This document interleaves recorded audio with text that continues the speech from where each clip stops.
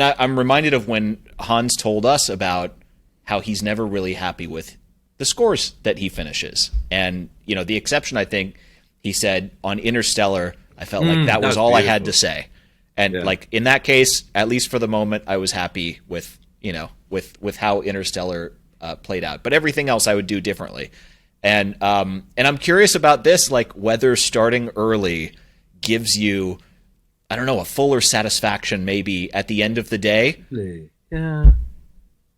It's interesting. Maybe with Greyman, by the time I'd finished that damn thing, that 17-minute piece, I actually think, it felt a bit more like a record. Records, I used to work in the record industry, are a bit, when you're lucky and you've got a budget, you really do mess around with the engineering and everything till there's like, you rinse it out, so there's like nothing left. I really do feel like having got to the end of that was, I'm not saying you couldn't do any better than that, but within the context of what that thing was, that was about the best it was going to sound and be arranged and all the rest of it.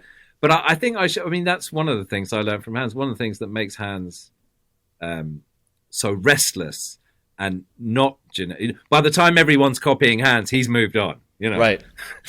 By the time he doesn't want to hear Dark Knight in the Temp, you know what I mean? That was like, I did that ages ago.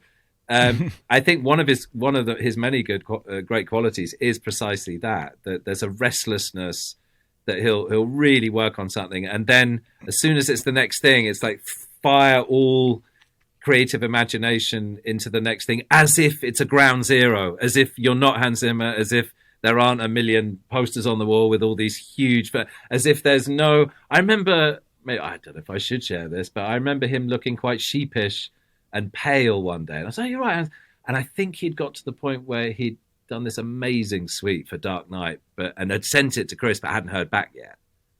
And I remember thinking, you can't be serious. It's self-evidently brilliant. You know what I mean? There's no way there's going to be any reaction other than like, this is just the shit. You know what I mean? And but doesn't that say something? It really shows you something, that there's just like no.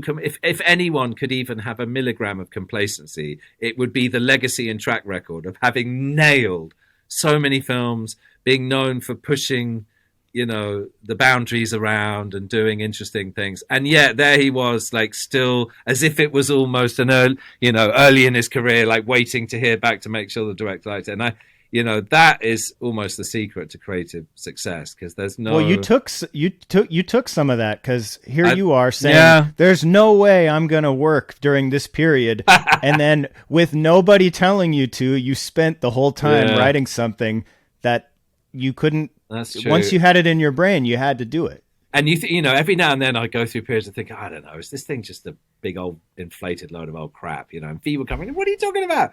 It's great. And you do, you go through that. I remember, I think on that day I said, Hans, just walk down the corridor and just look at all the, it's all the biggest movies sort of ever, or just all lining the walls. What, you suddenly think that you're going to lose it on this one? There's just no way. Just statistically, it's not even going to be true, quite apart from the fact I'd heard the piece and it was amazing. But yeah, I think that it's true of some great people that I'm lucky enough to work with. I do notice that